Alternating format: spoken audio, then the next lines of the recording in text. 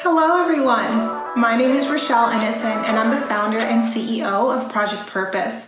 Welcome to our channel. Our community is focused on fostering the intellectual and character development in children. We do this through our parent-child workshops that are focused on 4 themes: autonomy, self-efficacy, compassion, and self-concept, in order to cultivate grit, perseverance, and resilience in each child. And we are so thrilled to be able to offer one of the first of its kind digital, virtual, and continuous learning environments, allowing parents and children to connect from all around the world. At Project Purpose, our overarching mandate is to renew and rebuild family, community, and relationships. Our different social media platforms provide us with an opportunity to have discussions on all topics that relate to family, community, and relationships with ourselves as well as with others, with a primary focus on mental health and education. More specifically, the ways that the institutions of education and mental health play a role and have played a role in our societies at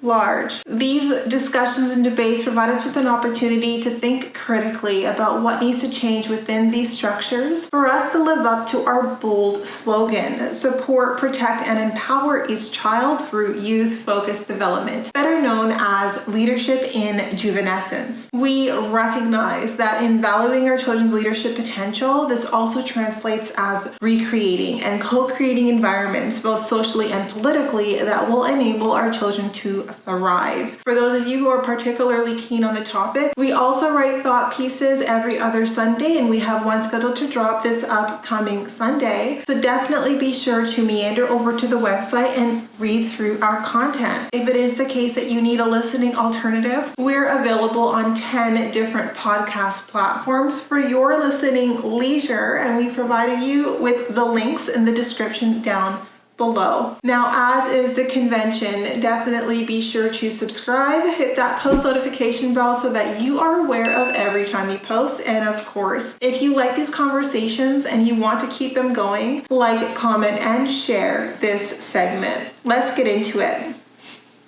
Salut! Hello everyone, and welcome back to another segment here on Project Purpose. For those of you who are new, we cover topics that relate to mental health, mental wellness, and education on a week-by-week basis. And this week our topic of discussion is mental wellness. Before jumping in, a few housekeeping items. Wanted to make sure that you are aware that we are having conversations at minimum twice a month, every month for the foreseeable future on our Facebook page. So we will be having live events taking place, and we are launching now our thematic calendar. So our thematic calendar is now live on the website for what we hope to cover as it relates to topics for 2022. I provided you with a sneak preview here on the screen, and the idea is that every 3 months, for the duration of that 3-month period, we will be covering different topics in relation to the theme for that quarter. And when it comes to our discussions and the debates and the engagements that we build and create for our community, they will be surrounding these different topics, and the objective is really to be able to create an environment where we are developing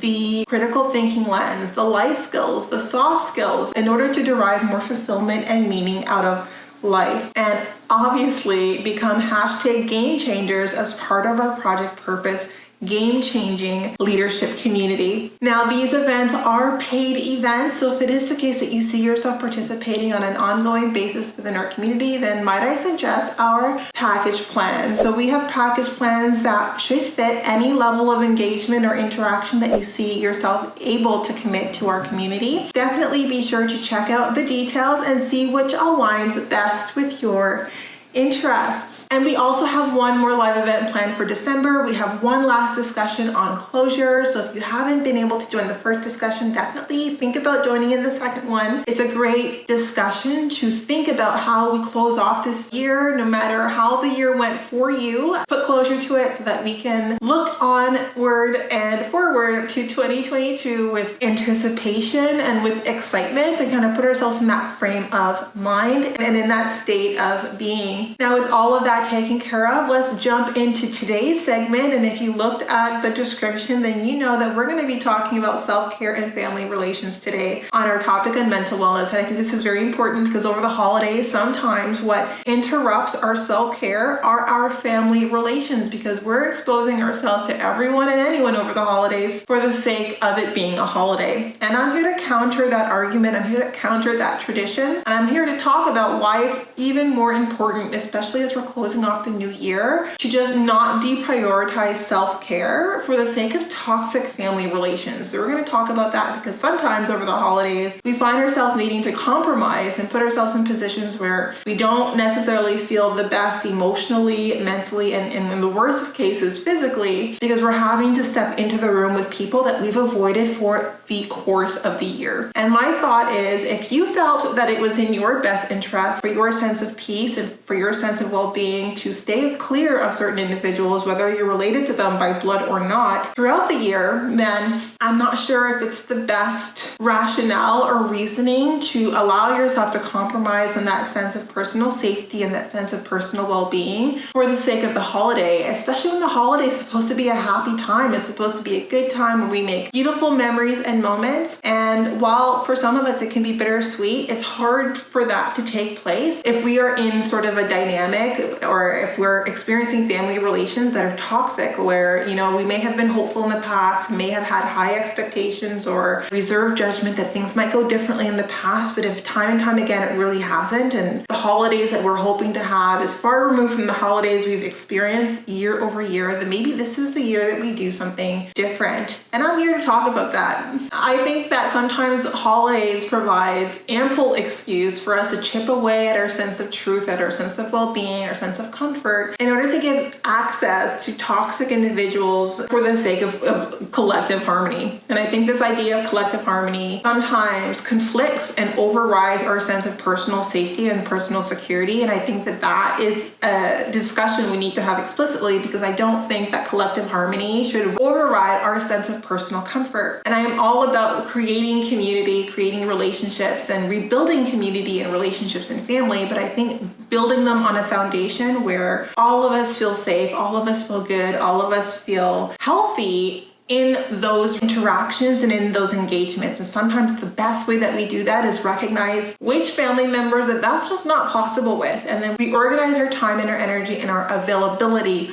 accordingly. So as it relates to the barometer by which we tolerate toxic family relations or unhealthy dynamics, there's always a justification for why. There's always someone there to rationalize why we put ourselves through the rigmarole and we go through these motions. The first one, and I'm sure all of us who are, faced with similar circumstances have heard it, which is keep the peace. And this can be sort of the argument used by the matriarch, the patriarch of the family, who wants to see everyone but doesn't want to pick a side. So they ask you to keep the peace by swallowing your discomfort, by grim and bearing it for the sake of family. The second argument that people use that make you feel guilty, or that make you feel like you're imposing by trying to maintain boundaries over the holidays and not give access to certain people to you over the holidays. And this is sometimes the argument that we give ourselves, is we don't want to have to miss out on seeing the people that we care about simply because they're still mutually connected to the people that, are toxic and where you have unhealthy relationships with. So it's hard when the choice to remove yourself and to make yourself less available also involves making yourself less available to mutual friends and mutual individuals who aren't necessarily tied to the situation or to the dynamic that you recognize is an unhealthy dynamic. And the third, you feel guilty, you don't want to be a spoiled sport, you want to seem like you're being difficult over the holidays when everyone else is being accommodating and being flexible. You just feel more pressure to respond in kind and not to be the person to rock the boat over the holiday season. These are some of the arguments and the justifications that make us feel as though compromising our sense of peace, compromising our sense of comfort is what you do over the holiday season. You just kind of grim and bear it and you hope for the best. And I'm here to say, that doesn't coincide with self-care. And if you know that that's not going to go well and it's going to end up making the holidays very lackluster, and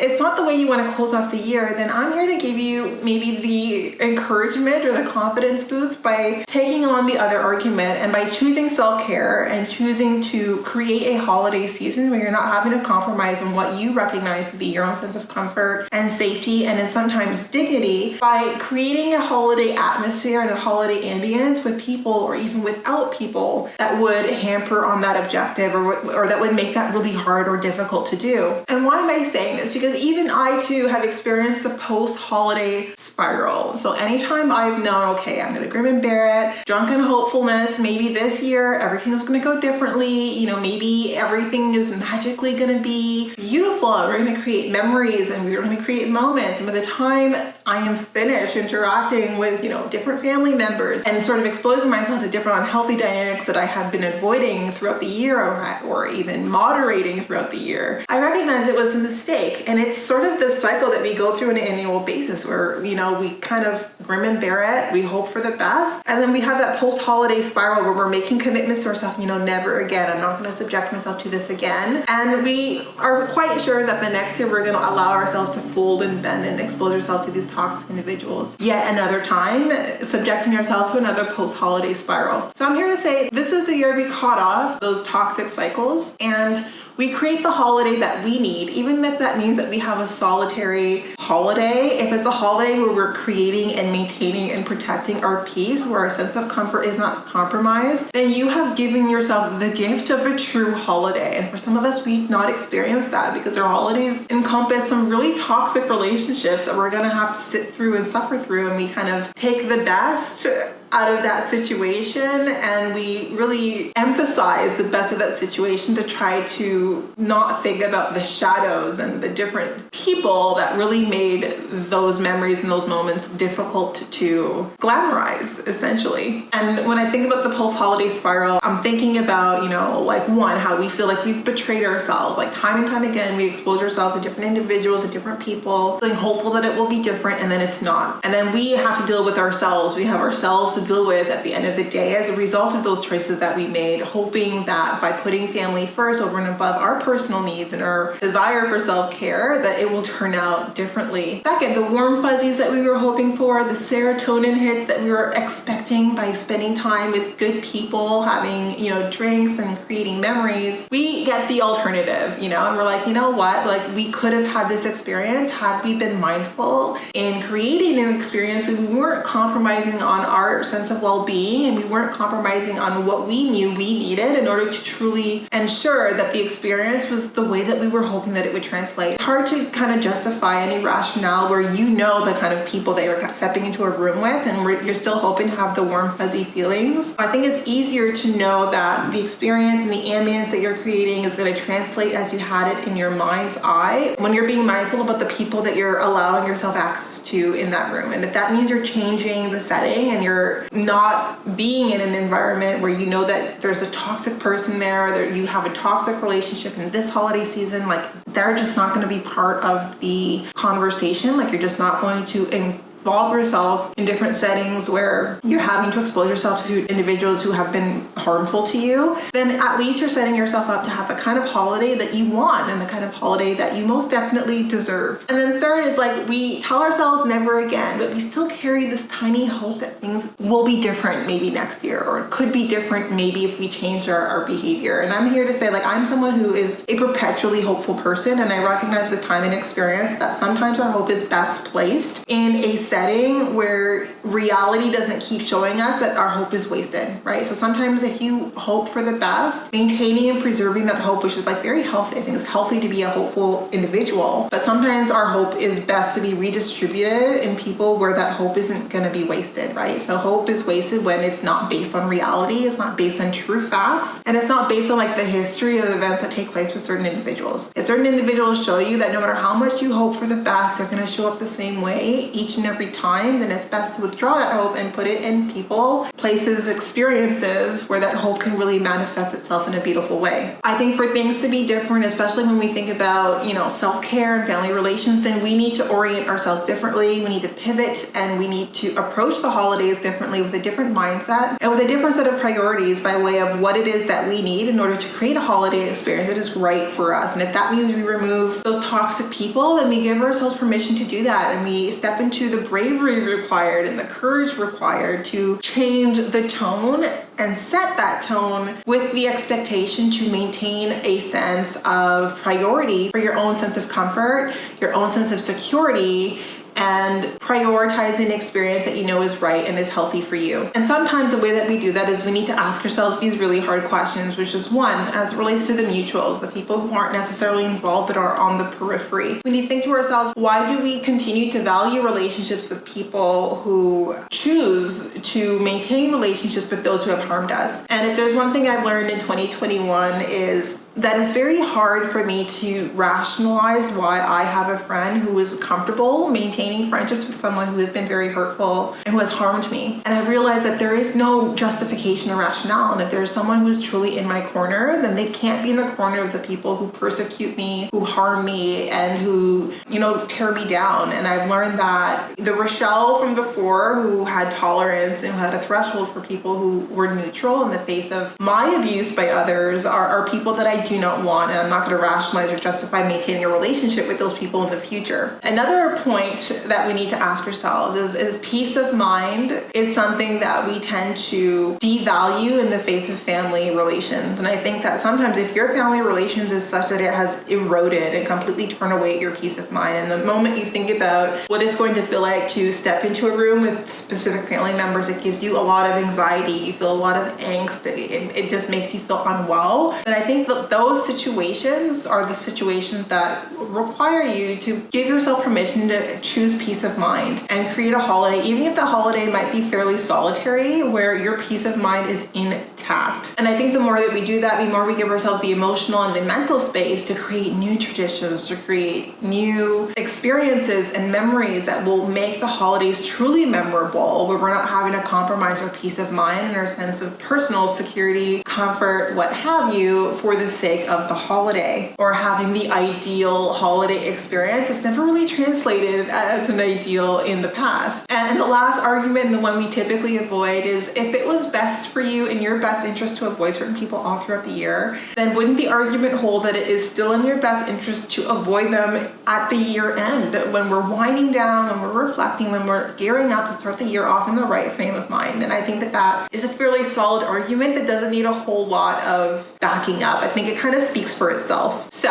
what are the key takeaways for this video? Give yourself permission to create new traditions. If family relations for you translates as you eroding and completely eating away at your sense of wellness and your sense of well-being, if self-care and family relations can't be equally upheld, then self-care needs to trump family relations. It's time to break toxic cycles, remove access from toxic individuals, regardless of how it is that you two are connected or related. I don't think relations have anything to do with how we allow people to mistreat us. I think sometimes we think that because, we're connected, or because, we're family, we have to have a higher threshold for abuse. And I'm here to say that's absolutely not the case. And we can always create family and create connections with people that are meaningful, but that are also healthy and that are good for us, that will allow us to have the warm fuzzy feels and those really great memories and those really great experiences, because we're with people who respect and who honor and who value our relationships throughout the entire year, as well as over the holidays. Another point that I want to make is family relations don't have to be tricky, and for some of us they are tricky, and it's so normalized, it's so internalized, we just expect things to go the way that they've always gone, not realizing that we have the choice to step away from that. And yeah, things can be prickly from time to time, but if your family relations is such that it's constantly a grind, it's like always an uphill battle, many battles here and there, then you always have the choice to opt out of that and to choose different and to create a different experience for yourself and the family that you hope to create one day moving forward. So if any of the above applies to you, and I don't think that it's going to apply to everyone, but if it applies to you, then I'm here to say create traditions, create experiences over this holiday where you're valuing your self-care, where your self-care is feeling honored, is feeling protected,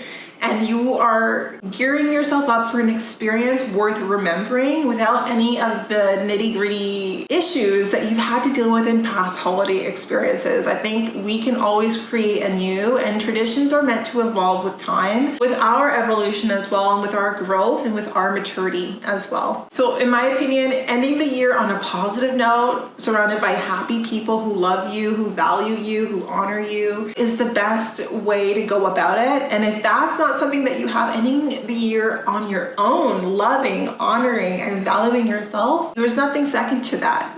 There's nothing wrong with that either. And it's an excellent way to gear yourself up and to set yourself up for a great year ahead for 2022 in this context. So personally, I believe that there is a deep significance to collective beginnings and endings, and therefore we need to be much more mindful and intentional in the way that we organize our energy around these collective beginnings and endings. With that in mind, believe it and manage your choices accordingly. So that's this video this week on mental wellness. I hope that it spoke to some of you, especially if some of you are on the fence about how you're going to spend your holiday seasons. You're needing to make tough choices, and regardless of how those choices make you look, if those choices are you honoring yourself in the way that you decide to spend your time and energy over the holidays, I salute you and I commend and celebrate your courage. All the best to you. Thank you for watching this video. Definitely engage with us in the comments down below. Let us know how you're planning this holiday season, especially if it's different from how you typically do it. If you're breaking cycles and creating new traditions, would love to hear from you, and I look forward to chatting with you soon.